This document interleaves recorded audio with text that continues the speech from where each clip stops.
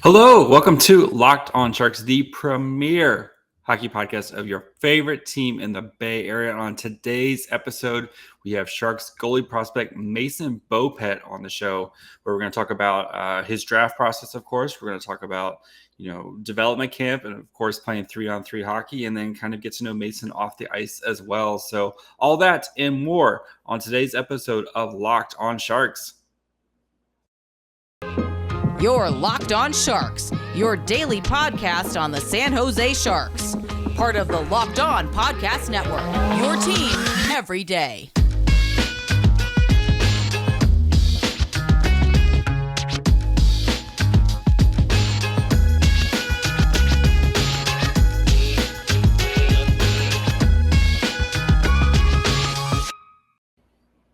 I'm your host, JD Young, contributor at Fear the Fan and San Jose Hockey Now. I want to, of course, thank you guys for making us your first listen. We're free and available wherever you get podcasts. And, of course, subscribe to us on YouTube, where we are your team every day, or at least 3 times a week right now. But interview I did with Mason Beaupit a couple of weeks ago. So, adding to that Sharks goalie pipeline, which was pretty barren a couple years ago.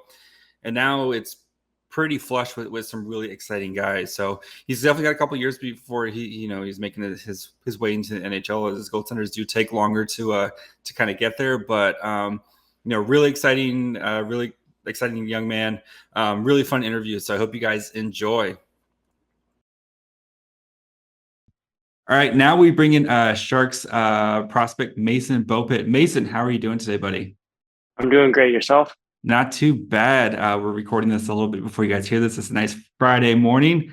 Mason, you were in Montreal for the draft. Let's talk about your day in there. What a kind of a whirlwind experience I'm sure it was for you. Yeah, I mean, it was pretty surreal. Everything though, from the time we got there to after the draft was just pretty crazy. I mean, every hockey player dreams of getting to that point and being in that position. And my family has sacrificed so much. So for me to be there and for them to be there with me, it was an amazing day and amazing week for everyone in my family. And once we heard my name called, it was an amazing win. And especially we're over the moon to be Sharks. So, I mean, what's it like? So I'm sure you're in the stands, you're kind of waiting for your name to be called, and then it happens. And then it's like, you go down, and then what's the experience like from there? You're putting on the jersey, just the kind of the whole thing. I get goosebumps thinking about it now, that's for sure. But no, it was you don't really. It's tough to put into words, but it's something extremely special to be able to walk down there and put on the jersey and get the hat and meet everybody. Was amazing. It was just amazing. And then we had to go do a few interviews and take some pictures and stuff like that. And then we got released back to our family so I could go see them afterwards. And, they were all over the moon excited. And I got a couple. I look pretty good in the Sharks jersey. So can't complain about that. It's hard to not look good in the teal. I'm just going to say that there. But yeah. Oh, yeah. Do they, of course, everybody at the draft pictures, do they make you kind of take like these kind of cheesy pictures? Are they like, here, do the stick thing and all that stuff? Yeah, there's a few of them. There's a few pretty interesting photos. We probably had like 400 photos taken. Like, it was so many photos. It probably took like 2 hours to take all the photos. But no, it was so cool. I mean, the whole time you're just like jaw at your feet, pretty much taking everything in. And you're down there and you see a bunch of other people that so that time doesn't feel that long because you're just able to sit there and talk with them and congratulate them about where they ended up and meet some of the other prospects that were drafted to San Jose. And it was really good. So before the draft, were you did you have like a lot of interviews? Did you have a feeling San Jose might be interested? Kind of, what was that process for you? I did have a lot of interviews. I had about 25 or so. Okay, yeah. And funny enough, San Jose wasn't one of them. San Jose didn't They didn't talk to me at all. They, from what I hear, is they talked to every single person around me, but they never talked Mm. to me. Never talked to me specifically. So, but I wasn't expecting San Jose to pick me, but I know when they went up on the clock there, I just kind of had this feeling that that's where I was going, and yeah, it was awesome.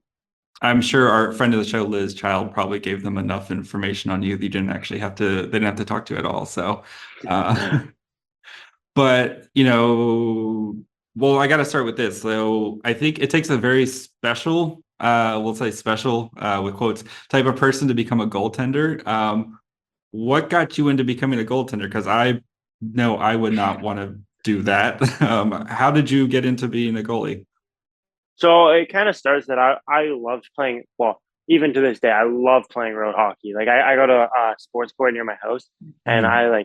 I could spend all day there just like shooting pucks and doing that sort of stuff. But when I was younger, I loved playing road hockey goalie, and it was kind of at that age where you just kind of rotate around positions. And anyways, I said I would go in net for a game, and so I go in net for the game, and we got shellacked. We got absolutely killed. It was unbelievable. We got crushed. It was probably in double digits. Like we got crushed.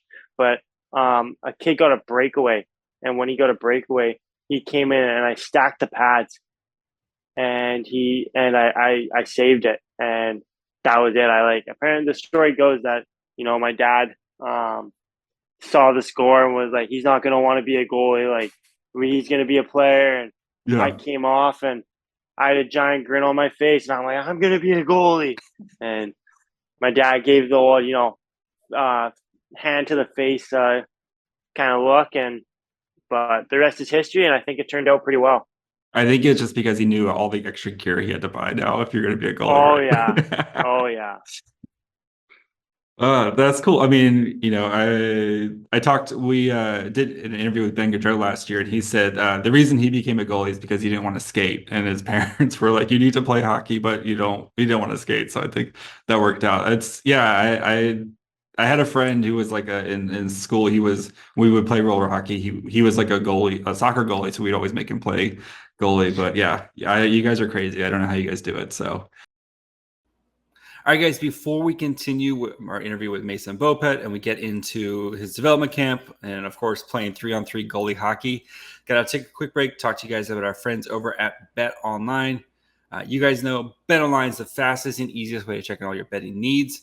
Find all your favorite sports and events at the #1 online source for odds, lines, and games. They have reviews and news of every league, including Major League Baseball, NFL, NBA, NHL, combat sports, esports, and even golf. And BetOnline continues to be the top resource for all your sports wagering information, from live in-game betting, scores, podcasts. They have you covered. So head to BetOnline today or use your mobile device to learn more about the action happening right now. BetOnline, where the game starts. All right, so you go through your draft, of course, and you go home for a little bit, kind of hang out, and then all of a sudden you're going to San Jose for development camp. So what was development camp like for you? It was an amazing time. I mean, the coaches there were amazing. I mean, Nabi was unbelievable. He's so much wisdom in the game. So to just kind of get there and even just being around some of the other goalies there, the older goalies, I was kind of the younger one there, and just to be able to talk to them and kind of learn the ropes and start to see what it's like to be at that next level was absolutely amazing. And it was just a very fun week. I mean, we skated lots and we worked really hard, but it was just a really fun week from start to finish. Who was your roommate? It was Michael Fisher. Okay. They're the defenseman. Gotcha. Yeah, yeah, Yeah, I know he was a high school prospect. The Sharks are, yeah, he looks to be really fun.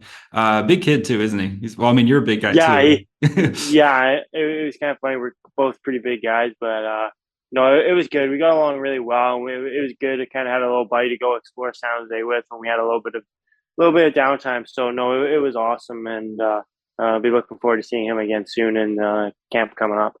Gotcha. I have to ask, of course, there's the clip of all the goalies playing 3-on-3 hockey that was out. Are you going to be quitting this hockey to go start the 3-on-3 goalie tournament? That should be, I think would be a lot of fun. I think it would be a lot of fun, but I don't know if you saw my effort on the back check there. I don't know if that would be the right decision for me in my hockey career, because I know I remember I skated out and I missed the pass. And as I was turning around, I just caught a glimpse and I saw they were filming.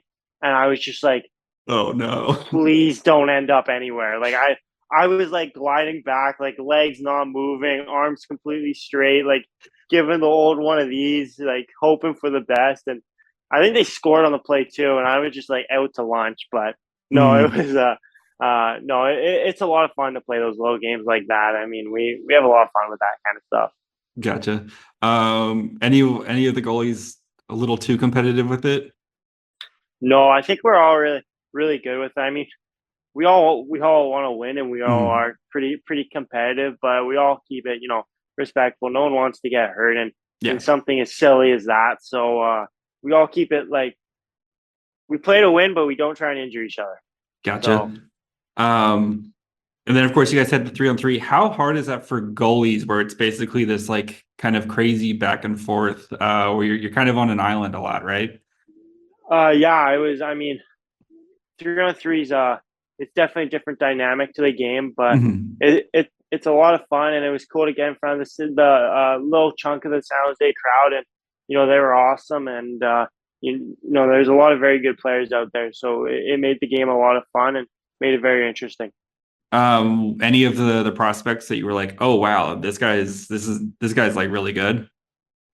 Kind of just everyone at that level is just awesome. Like, I mean, Yeah. we're obviously all there for a reason, so everyone there is pretty good. Nobody, not like Eklund or Bordelot. I mean, some of these guys have played in the NHL a little bit, so where you're just like, oh wow, this is an NHL shot. Uh, a little bit, but more. I just you know in the WHL, usually about a couple guys on each team have that really good release, a really good shot. So Hmm. what I found most about it was that there's just no drop off. So like where normally like the first line's really good, and then after that it maybe drops a bit. At the camp, everyone's that really good player. So everyone's got that really good shot. So um, yeah, there was just no drop off. Everyone's very good. Gotcha. And then, of course, after development camp, then you're going to Team Canada. You got the invite to go play for Team Canada for World Juniors coming up. What was that experience like? I mean, of course, you and then another Sharks prospect, Ben Gaudreau, are both on the invite list. So, how was that? It was awesome. I mean, me and Benny had a great time, and we were actually on a team together. We were actually on the team together, up in the tryouts. So we spent the week together, and no, it was awesome. We had a very good time, and I think me and Benny get along very well, and no, it was really good, and it was my first time getting to wear the maple leaf, and it was just a very cool experience for me, and uh me being a little bit of a later invite, when I told my parents that I was going, it was like kind of a pretty amazing couple weeks, with going from getting drafted to the NHL to putting on a Sharks jersey to getting told I was going to put on the maple leaf, was a pretty cool couple weeks. So, do you get to like keep like one of your jerseys and stuff? Do you like have one of those Maple Leaf jerseys or? No, I don't. I Uh, so just for the tryouts, we were wearing mostly just practice jerseys, sort of thing. yeah, So hopefully if I can make the squad for the Halifax games, then we'll get to snag I'll one hopefully there. get one. Yeah, I get to sneak one out there. Gotcha. Um, So, what do you think is the biggest thing you need to work on heading into this season to kind of take your game to the next level, you think?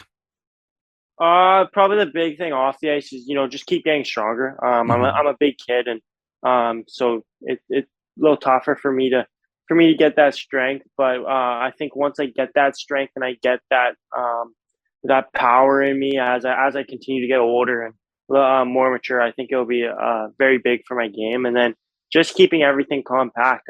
Like I said, I'm a big kid, and Hmm. so when I got all the goalie gear on, there's not much room to shoot at as is. So if I stay compact, I mean, there's not going to be a whole lot of holes, and then it's just simple saves from there. How would you describe your game as a goalie? Because I know it's, like you hear like, oh, like forwards, oh, he's a power forward, or like, defenseman, he's an offensive defenseman. How about goalies? Because there's kind of different, you have like the athletic style, you have the more tactical style, I guess. What would you kind Uh, of say you are? I'd probably say I'm athletic. I'm an athletic butterfly goalie. Hmm. I'm a big goalie that relies a lot on my positioning and using my size to my advantage, and as well as my hockey IQ, and being able to read plays. But I also have that side of me where if I do need to make a desperation saves, I am able to, because I am big and I do have the athleticism to be able to get across or do whatever I need to do to keep the puck out of the net. Yeah, I mean, I guess like the more tactical saves, they're not as highlight worthy, but when you're making those athletic kind of crazy saves, it's usually like, as you said, kind of a desperation thing. But those are usually the highlight ones, right? Where you're like, oh yeah, look at me doing this thing, like where you're, flying across the crease, right? Yeah, it was. It's kind of funny. It's my goalie coach has a saying that if you're on the highlight reel, it means you probably did something wrong along the way. So I try my best to stay off the highlight reel, but every once in a while, you do get into a situation where you got to make that desperation save, and um, I believe that I have a chance to make any save. So yeah. All right, guys, before we can finish up our interview with Mason Beaupit and we talk about kind of Mason off the ice and how he gets ready for games and just kind of, learn more about him, do want to take a quick break to let you guys know about the Locked On NHL Show. So as soon as you're done listening to this one, go check out the Locked On NHL Show. They've got you covered for all the national news. They just finished up their division by division power rankings, so you can go check out those. Spoiler, the Sharks are dead last in the Pacific. So yeah, make sure you guys go check that out wherever you get podcasts, and of course, subscribe on YouTube as well. All right. So off the ice, how do you what's your preparation like for a game day? Well, I usually like to skate in the morning. Mhm. So I'll wake up, grab breakfast, head to the rink. I'll stretch for like half an hour, go on the ice, come off, do a little post pregame skate stretch. Then I'll kind of go home. Usually, I have a pregame call with my dad before every game. I think most guys have that, but same thing. Call my dad, talk to him for a bit. Usually about the game, and then usually afterward, just kind of seeing how we're doing, seeing how the family's doing back home, and um, then I usually go take a nap. I'm a big nap guy, so I like to go, get the sleep in, get the beauty sleep, and then I when I wake up, it's kind of go time for me. After that, I'm pretty focused, pretty Mhm. dialed in. After once I wake up, I usually have my headphones in and got music playing, and then I shower, get ready. This is an interesting one. I like to read before I leave. Oh, there you go. Yeah, Anything in so particular or just I'm reading the Hunger Games series right now. okay, gotcha. But so like I'll go and um read for a couple pages to a chapter before I take off, and I started doing that last season. I just found I was more focused and dialed in into games. Um, and then I'll head to the rink. I'll do my ball warm up, my dynamic warm up, stretching, team warm up, play a little bit of sewer or two touch, and then um, go and do my thing. Yeah, I know LeBron James was really big on like reading in the playoffs and stuff like that. I guess it's like a well, you kind of help focus and block everything out when you're just focusing on reading, right? Kind of gets you in the right mental state. For So sure. yeah. And then I know goalie, you guys again, kind of a little bit different breed. Are you a like in the, before the game, are you kind of chatting it up with the guys? Are you kind of more of in your own element? Uh I would definitely say I'm more in my own element. Like I like to have my music in, and I like to kind of be in my own zone. But it's not like I if someone comes up and talks to me, I get angry or anything like that. Like Yeah. I always like to talk to my teammates, or I'm talking to my defensemen about like what we could be doing or what's the plays we could be running in the game, or even like when we're playing two touch, I usually take my headphones out there and kind of BS with the guys, and um then that's kind of my time to take a second to breathe and relax and have fun with my teammates. And then usually I get pretty focused after that. Then after that, I usually kind of go in my own zone. And my teammates are really good about once I kind of get into that, like 20 minutes before warm up, 30 minutes before warm up, just kind of letting me be and letting me get prepared. How important is that communication kind of between a goalie and the defenseman, especially like if you're trying to play the puck, like stuff like that? Extremely. I mean, I'm a goalie that really plays the puck and takes a big onus on my playing the puck abilities. And so it was a huge thing. And, it's good this year because we'll have a lot of returning guys. So we'll already kind of have a solid connection. And it's huge. I mean, from playing the puck to even just where guys are as the play's going on, because the game's moving so fast and only gets faster. And to be able to have good communication, everyone be on the same page is crucial to having a good decor and winning games. Gotcha. I got to ask, socks and skates. Are you a monster who doesn't wear socks with your skates? No. I gotta wear socks. There's no way I couldn't wear socks. I don't even think I've ever attempted it. Even if I forget my hockey socks, I'm like, I know when I was younger, I'd forget my hockey socks kind of a lot. Like if I was gonna forget something, it's usually my hockey socks. And even then, I'd just wear like my dress socks or something like that. Like I would rather go no socks with my shoes than with my skates. I just don't like that idea. Do you know anybody? Some guys who go with the no socks? No, no, I don't know anyone who's tried that. That was an interesting one. I know guys that kind of like, having the thicker socks or having really thin socks, but not too many that don't wear them. That's a new one. Yeah, Ryan Merkley does not wear socks with skates. So just really, yes. So yes. All right, get you out here on this one. So you got a couple weeks, I guess, until training camp and stuff. Any plans before the season starts? Just it's kind of time where I got to get focused in and get ready to go. So, just a lot of training, and I got a couple weeks till I take off. So I'm gonna try and see, my friends and my family as much as I can, because I know once I leave, I won't see them for 9 months, 10 months. So, just try and see them as much as I can, and then once I leave, be focused in on the task at hand. Awesome. Mason, thank you very much. You have all the time in the world. If you want to shout out your family, any charities, anything you want to say, anybody you want to say hi to, you have all the time in the world, buddy. Thank you. Thank you for having me. It was an honor to be on. And, thanks to my family and everything they've done, because I know without them, I would not be able to accomplish anything that I have accomplished. Awesome. Mason Beaupit, best of luck this season. We hope to see you on Team Canada as well at the World Juniors again. I guess this whole World Juniors 2 in 6 months thing is weird, but good luck this season, buddy. We'll be watching you. So thank you. All right, I hope you guys enjoyed my interview with Mason Beaupit.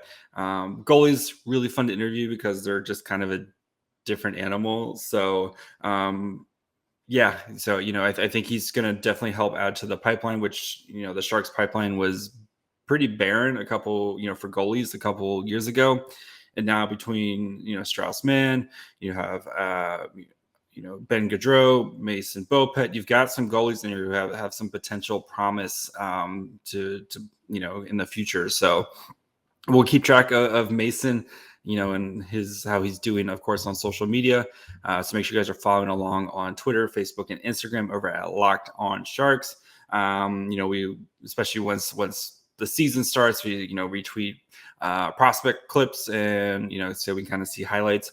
It's weird with goalies though, because you never know with goalies. It's usually when they're out of position or something goes wrong is when they have to make the crazy saves. So, but yeah, so I think we'll follow Mason's journey this year. So thank you to the Spokane Chiefs for lending him out for a little bit for me to talk to him.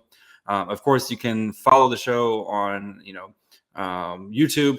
Make sure you guys are subscribed there. You can listen wherever you get podcasts: Apple, Spotify, Odyssey. You can follow me on Twitter at MyFryhole. Friday, we'll be back with Erica from Locked on Kraken. We're going to get to know the Kraken a little bit more. I call her a nerd for liking defense. So yes, and it's pretty fun. So she's also in Florida at the time. So on like 2 miles from the beach or like anyway, but so that'll be it. And we'll be back on Friday. Bye, friends.